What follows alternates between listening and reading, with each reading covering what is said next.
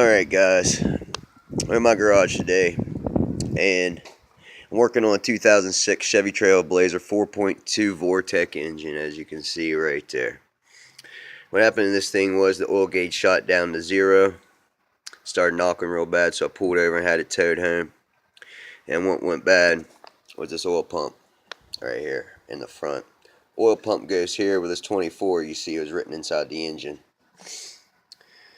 And the oil pump went on this side where you see the timing chain. Now, in order for me to get that off, to put this one on, I got to replace this gasket, which I can only get for the dealer for $16. It will be there tomorrow. They didn't even have it in stock, so I still got to wait for that. Then we're going to walk over here to my shop, to my workbench, where I've got, a fan running, and we've got the oil pan. It's got a bunch of metal shavings in it. It's the oil pickup tube. It's got a bunch of gunked in the bottom of it there. But to get this big beast out, now you can see I've already got it grinded down nice and smooth where the old gasket was. Still a couple spots I need to hit before I put it back up on there with silicone, because they don't sell the gaskets for the oil pan or the oil pump. Had to take this big boy out, this power steering rack.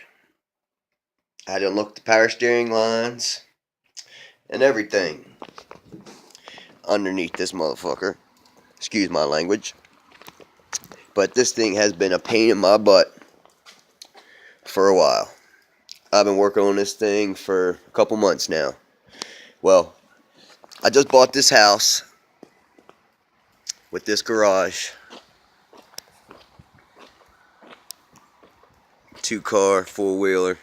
This shed, that outbuilding. This nice big yard. It goes all the way back, all the way around. My porch wraps all the way around. This nice big driveway. And I'm finally out of the elements and able to work on a nice concrete floor that don't have little pebbles all over it.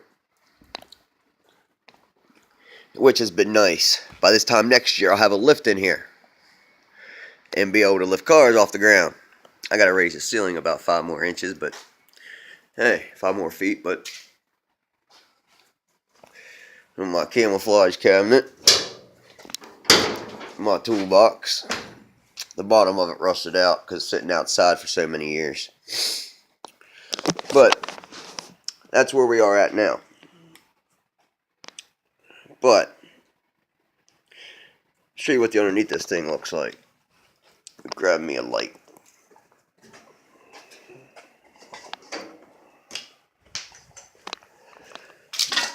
Oh yeah, and all my outbuildings got power. I don't gotta run extension cords from the house to anywhere,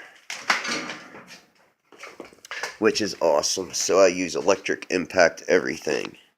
Screw an air compressor. I'm gonna set that there for a second.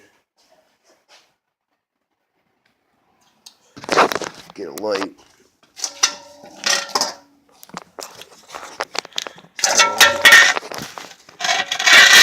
We can show you.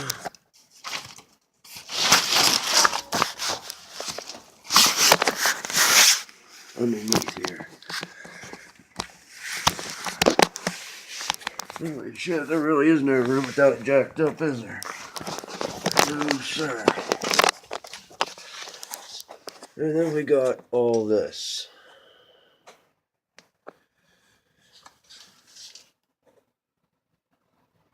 All the way to the front, all the way to the back. And I gotta clean the underneath here yet. Fuck. Excuse my language again. But yes, now I gotta clean all that silicone off before I put new on. You're best to use a whizzer wheel. Get yourself a nice brush on there and go to town. Make it look real shiny. As you can see on this one, you get real close, you can see the grooves where they grinded it. So if it comes like that from the factory, well then you'll be alright with siliconing it. I don't got to clean the old one off here. We got to clean the housing off here. Get it nice and good.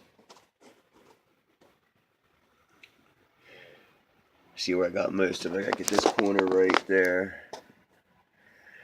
And down here by these guide pins are real corroded and rusted. And clean them up real nice with a wire brush.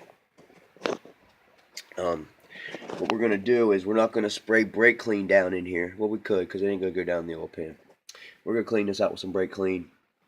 Get all these shavings out of here. Once I'm done grinding it all up, clean it all up, we're going to take some brake clean and some duster and spray it out, clean it up with a rag.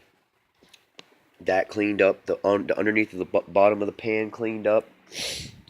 I'm waiting on this gasket to come tomorrow to go on there where that bolt's sticking out right there. And I'm taking a trip to Ocean City. This thing's going to be ready for a trip for the beach June 1st. Ready to go. Alright, let's see what happens.